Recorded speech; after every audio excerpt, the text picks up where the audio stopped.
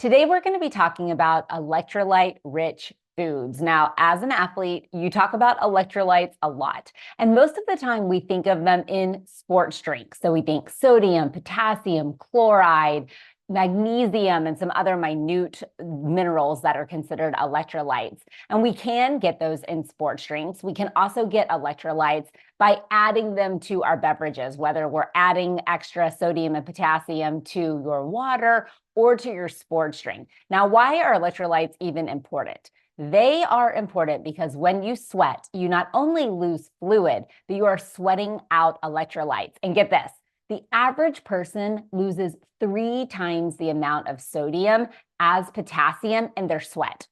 3 times, that's a lot. Now, if you're a salty sweater, you can lose even more sodium or more salt in your sweat. And if you're wondering, how do I know if I am a salty sweater? If you finish working out and your black shirt or your shoes or your hat have like white on it, like either a flaky white stuff or just white lines, probably a sign that you are a salty sweater, which means that incorporating more sodium into your diet, into your training, is going to be important so that you can replace what was lost in sweat. So electrolytes are really important because they help control muscle contraction. So when you are not consuming enough fluid and enough electrolytes, oftentimes we see athletes at the risk of becoming dehydrated and experiencing exercise-induced muscle cramps, whether it be during training, in a game, or in a competition.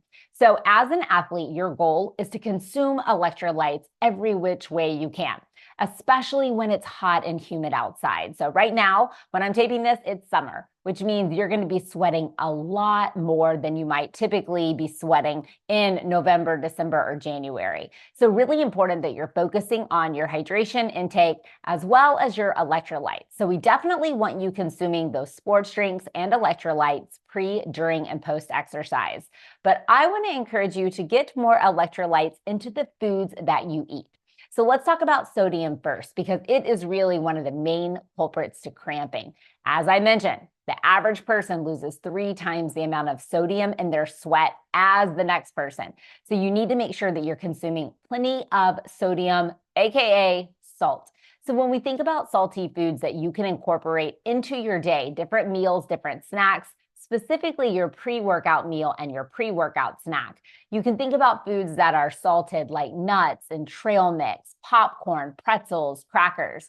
But you can also think about adding salt to food. So maybe you're salting your scrambled eggs or adding salt to vegetables. Those are all ways that you can really increase your salt intake to help with that fluid retention and hopefully help you delay dehydration, muscle cramping, etc. during a training session. Now, you might be wondering, I thought salt was bad for you because my mom, dad, my grandma, whoever thinks that says no salt or low sodium. So let's be clear. Sodium can lead to high blood pressure when you are taking in excessive quantities of it. The athlete, on the other hand, is sweating sodium out. So I'm not adding to, I'm replacing what was lost. And it is essential to replace the sodium that was lost in sweat with taking in sodium and salty foods. So incorporating those salty foods in and around your workouts can be really, really helpful. You might have even heard of like consuming pickle juice or something similar. Well, guess why?